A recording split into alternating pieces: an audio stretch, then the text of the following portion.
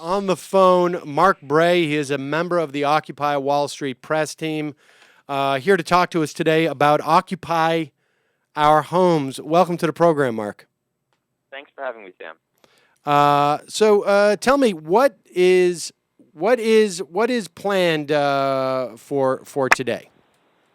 Well, today is the start of a nationwide campaign put on by the Occupy movement in coalition with local community groups. And there's going to be events in about 25 cities around the country. About half of those cities are going to have basically sort of direct actions where either they prevent the foreclosure, move a family back into a foreclosed home, or disrupt a foreclosure auction. And the other maybe 10 or 12 are going to have solidarity events, visuals for foreclosures, and so forth. Here in New York, what we're doing is we have a march starting at 1 where we're going to go by all sorts of foreclosed properties, where we're going to show people, places that would be ripe for occupation, and then we're going to end at a house where the family that was foreclosed upon, that got evicted from their house, is going to be returned to the house. So it's a very exciting day, and it should really show the power that the movement still has. I really think that this is perhaps one of the most important days of Occupy Wall Street's history, particularly since the eviction from Zuccotti Park, because one of the things that we've been talking about in this program with many Occupy Wall Street activists and housing activists is that time where Occupy Wall Street begins to reach people whose homes have been foreclosed, who have been victims of this massive sort of mortgage scam, whether it was in the derivatives or in the actual servicing and origination of these loans. How are Occupy movements actually reaching these people? Right. Well, I think you're exactly right, and I think today marks an important transition from more symbolic actions like big marches and rallies, sort of show how much popular support we have, to actually empowering people to improve their actual day-to-day lives. And so, today, for example, it's a very direct example where someone is actually going to have a place to live that previously didn't have a place to live. And those sorts of things where we stop foreclosure. There's a great example in Cleveland where a woman was set to be foreclosed upon, and she got a 30-day stay because of the presence of occupiers in her front lawn, and got to work out a way to renegotiate her financial situation. And moreover, in the long run, I think it'll really make banks think twice about the tactic of foreclosure when they have a dispute with a homeowner. So I think this is a really important step, as you said, and it's going to really show people that, if we work together collectively, we can actually improve things without having to rely on politicians. How does the actual mechanics of this work? I mean, I've seen there was a great video that HuffPo actually did documenting a 3 or 4 day attempt to save a foreclosed home in, I think it was in Atlanta or outside of Atlanta, But walk us through like how the mechanics you anticipate when you say that we're going to return a family back to their home. How's that going to work? Sure. Well, basically, the important thing ultimately comes down to the political dynamics of it, because obviously, if the family's been foreclosed upon and evicted from the house, they don't have the legal right to be there, right? Obviously, so it's an act of civil disobedience. So we have an eviction defense group that's basically prepared, if the police come, to set up a perimeter of bodies around the house, have people inside, and prepared to get arrested in civil disobedience to draw political attention, to draw media attention to the injustice of the foreclosure crisis in general.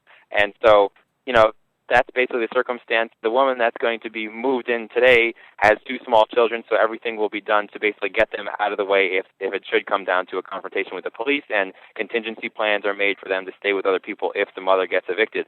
Right? So it's a serious business, and we don't take it lightly, and we also have plans in place to help the family not only today but on day 2, day 3, day 4, and make it sustainable, get them heat and hot water, to clean the place up, renovate it.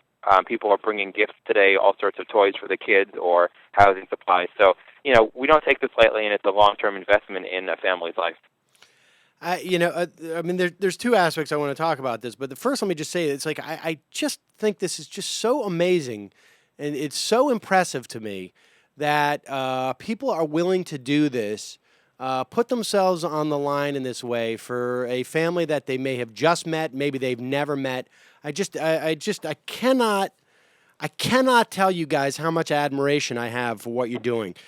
But well, thanks so much, Sam. Yeah. Let's also talk about, okay, so the idea here is that if I'm Bank of America or I'm whoever holds this mortgage, do I really want to deal with my name and my bank being repeated over and over again in the news reports of these people being arrested and the images of this woman and her two small children and their story out there, and maybe the story about how we told her she could have a modification and we told her not to pay, and then we decided to foreclose on her because our fees are big. I mean, I get that in terms of how that's going to work with that one person. So Sure. what is the next step in terms of systematically? I mean, is it to just continue to increase awareness and more of these instances until there's enough political pressure to say we've got to deal with this? Not each bank can't just try and avoid each single action. We may have to deal with this in a broader sense.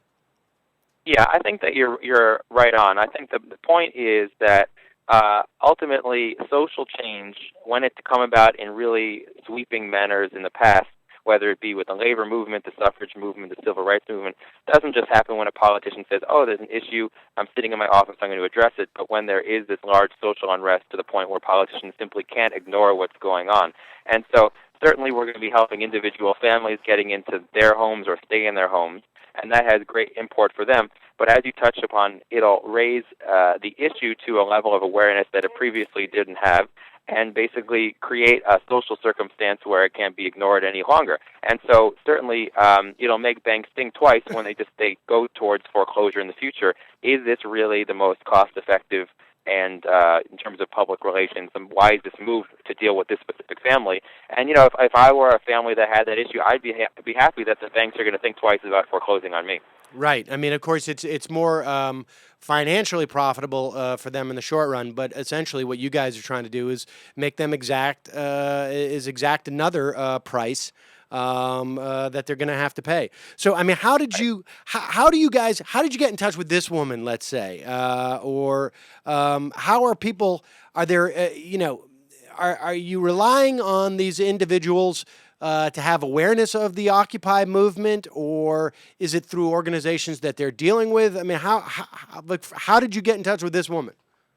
Well, the great thing about this movement is that we're not trying to supersede already existing community groups and organizations that are doing this work. So we got in touch with groups such as New York Communities for Change, Vocal New York, Take Back the Land, that have been doing this sort of work for a long time in these regions of New York, but hadn't got the level of national attention that they are now getting because of the Occupy movement. And so we got in touch with this family through those organizations, stuff that's already happening on the ground. We're not trying to reinvent the wheel. We're just trying to basically be a platform for these already existing campaigns and organizations to come together and to work. And so since we've been doing this, and since the word has been getting out, and then the website Occupy Our Homes is up there, we've actually gotten several more requests for help with foreclosure-related issues from other families and other people in the New York area. So that's why this is a campaign and not a one-off thing. And I think the more successful we are with this, the more we're going to see more and more requests for assistance coming in.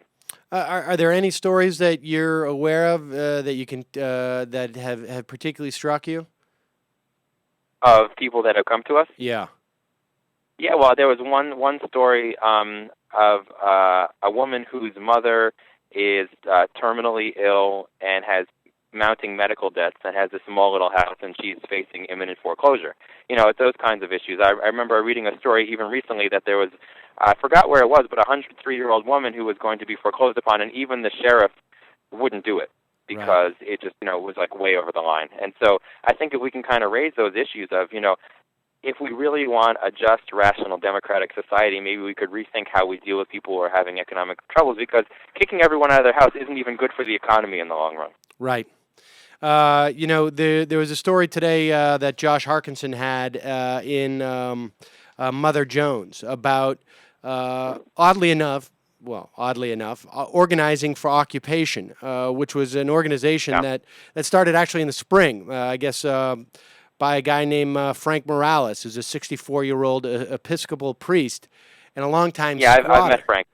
And he had a great quote in there where he said, mutual housing, land trust, whatever the hell you want to call it, you're not going to get, in terms of, those are policy prescriptions that he hopes ultimately will be made, but he says you're not going to get in the door until we start taking shit. and that's in some respects what you guys are also doing. You are forcing the politicians to come up with solutions for problems that you are making sure that they won't let get swept under the rug. Right, and Organizing for Occupation has been working in tandem with us in various cities, and our very similar group. And ultimately, as I said before, if you look at social change, how it happens, it's not just through politicians making decisions. They don't make them in a vacuum. They make them in terms of protest movements, unrest more generally. And there's a long tradition of that in this country, and that's what we're sort of reviving now. And to really make the point that we have a crisis, that we've had approximately 3 million homes foreclosed since the beginning of the housing crisis in 2006, that's a really big problem, not something that can be swept under the rug. All right. Well, I really appreciate, Mark, you're spending the time talking to us.